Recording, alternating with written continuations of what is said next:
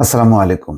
বেনজির এবং আজিজকে নিয়ে বিরোধী দল যত বেশি বলার চেষ্টা করছে যে এটি সরকারের সৃষ্টি, ফ্রাঙ্কেনস্টাইনের দানব, এখন দল সরকারকে বা দেশকে কুরে কুরে খাচ্ছে, তত বেশি একটা কোণঠাসা অবস্থা সরকারি দল বা ক্ষমতাসীনদের জন্য। এই কারণে তারা পাল্টা যুক্তি দেওয়ার চেষ্টা করছে যে না, বেনজির আজিজ আমাদের দলের লোক নন, আমরা তাদের বানাইনি।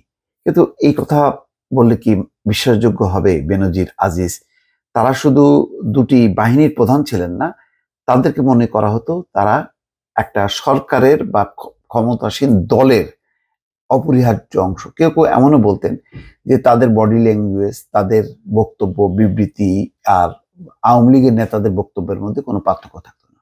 একই কায়দায় তারা ভাষণ দিতেন। তারা যে দল নিরপেক্ষ, প্রাতিষ্ঠানিক, তাদের একটা স্বতন্ত্র বৈশিষ্ট্য আছে, এটা তারা রক্ষা করতে পারেননি তাদের বক্তব্যে, তাদের আচরণে, তাদের কর্মকাণ্ডে। তো সেই কারণে দুইজনই খুবই নিন্দিত হয়েছেন। শুধু বাংলাদেশের প্রেক্ষাপটে না, আন্তর্জাতিকভাবেও দুজন স্যাংশন পেয়েছে। এটি দুই বাহিনীর জন্য, যেমন র্যাবের জন্য, পুলিশের জন্য, সেনাবাহিনীর জন্য খুবই লজ্জাস্কর ব্যাপার এবং একই সঙ্গে মানবতা লঙ্ঘন, অর্থাৎ মানবতা বিরোধী কর্মকাণ্ডের জন্য স্যাংশন বেনজির, আর দুর্নীতির দায়ে অভিযুক্ত হয়েছেন আজিজ। তো এই দায়টা আসলে কে নেবে? কে তাদেরকে বানিয়েছে তাহলে আজকে এই পর্যায়ে? বেনজির আহমেদ তো মানে পুলিশ কমিশনার থেকে শুরু করে এমন কোনো পদ নেই, গুরুত্বপূর্ণ পুলিশের সমস্ত পদগুলো তিনি মানে সেই দায়িত্ব পালন করেছেন বা সেই পদে তিনি পদায়িত ছিলেন। আর যত দুর্নীতির যে সমস্ত অভিযোগগুলো আসছে, সব কিন্তু আসছে কিন্তু তার ক্ষমতায় থাকা অবস্থায়, অর্থাৎ র্যাবের যখন তিনি ডিজি ছিলেন, যখন তিনি ডিএমপি কমিশনার ছিলেন, যখন তিনি আইজিপি ছিলেন, এই যে সারা দেশব্যাপী তার যে শত শত বিঘা জমির সন্ধান পাওয়া যাচ্ছে, সবই ওই সময় ক্ষমতা প্রয়োগ করে। এমনকি বলা হতো সংখ্যালঘুরা আওয়ামী লীগ সরকারের খুব ঘনিষ্ঠ, তাদের সাথে মিত্রতা আছে, কিন্তু তাদের সম্পত্তিও ছাড়েনি।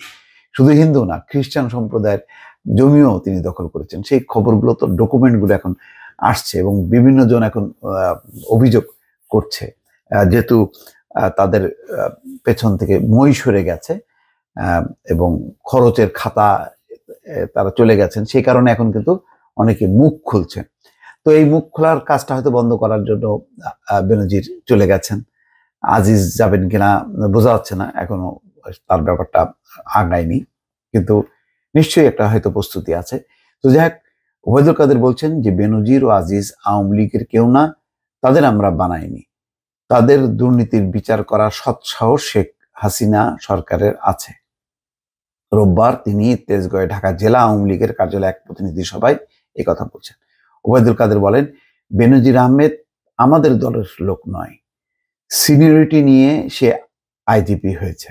তাই কি হয়? অনেক সিনিয়রদেরকে পেছনে ফেলে দলীয় আনুগত্য অথবা জেলার আনুগত্য দিয়ে এখানে বিভিন্ন জনকে ইয়ে দেওয়া হয়, বিভিন্ন পদে, গুরুত্বপূর্ণ পদে নেওয়া হয়। এটা তো আর লুকোছাপার বিষয় না। আজিজ আহমেদও আমাদের দলের লোক নন, সেনা প্রধান হয়েছেন নিজের যোগ্যতা ও সিনিয়রিটি নিয়ে, আমরা তাকে বানাইনি। যখন কোনো অপরাধ করে সরকারের কাছে খবর আসে, যখন কোনো অপরাধ করে সরকারের কাছে খবর আসে, তার বিচার করা সৎসাহস শেখ হাসিনা সরকারের কাছে আসে। কিন্তু প্রশ্ন হলো, তারা যখন ক্ষমতায় থেকে এই সমস্তগুলো অপরাধ সংঘটিত করেছে, তখন সরকারের যে এত এজেন্সি, সেই এজেন্সি কি কোনো রিপোর্ট দেয়নি? এটা কি বিশ্বাসযোগ্য হবে? এটা কিন্তু বিশ্বাসযোগ্য হবে না। তো এখন কিন্তু তারা বলে যাচ্ছেন, ডিফেন্ড করছেন তাদের মতন করে। ওবায়দুল কাদের বলছেন, আওয়ামী লীগ শৃঙ্খলা ভঙ্গ করে এমন কাউকে পুলিশ, সেনা, র্যাব বা প্রশাসনের বড় পদে বসায়নি। 8 জনকে পাশ কেটিয়ে 9 নম্বর ব্যক্তি মইনু আহমেদকে সেনাপ্রধান বানিয়েছে বেগম খালেদা জিয়া। সাবেক আইজিপি শামসুল হুদা, এসপি কোহিনুর কার সৃষ্টি? মির্জা ফখরুল ভুলে গেছেন বিএনপির ভারপ্রাপ্ত প্রধান অস্ত্র মামলায় 10 বছর অর্থ পাচারে আজকে পলাতক আসামি আমাদের প্রধানমন্ত্রী শেখ হাসিনা, দেশে বিদেশে একজন সৎ রাজনীতিক হিসেবে পরিচিত, তার সততা নিয়ে প্রশ্ন নেই। যাক, আর এক লাইনে কথা বলছে। এখন ব্যাপার হচ্ছে কি, এখন এই বিষয়গুলো যখন আসছে, তখন বিএনপি 15 বছর আগে 20 বছর আগে কি হয়েছিল সেটা বড় কথা, হ্যাঁ সেটা আসবে, কিন্তু কারেন্ট এই ঘটনাগুলো এখন যে চোখে আঙুল দিয়ে দেখানো হচ্ছে, আজিজ এবং বেনজির আহমেদকে নিয়ে কি বিতর্ক এখন? গত 10 বছর ধরে বিতর্ক চলছে যে এই লোকগুলোকে কেন প্রমোট করা হচ্ছে, কেন এরা দলবাজের মতন আচরণ করছে। এখন আবার বলা হচ্ছে যে না, তারা সিনিয়রিটি দিয়ে তারা খুব যোগ্য ছিল, সেইভাবেই মানে নিয়ম মাফিক আসছে, একটা সরকারের কোনো হাত নেই।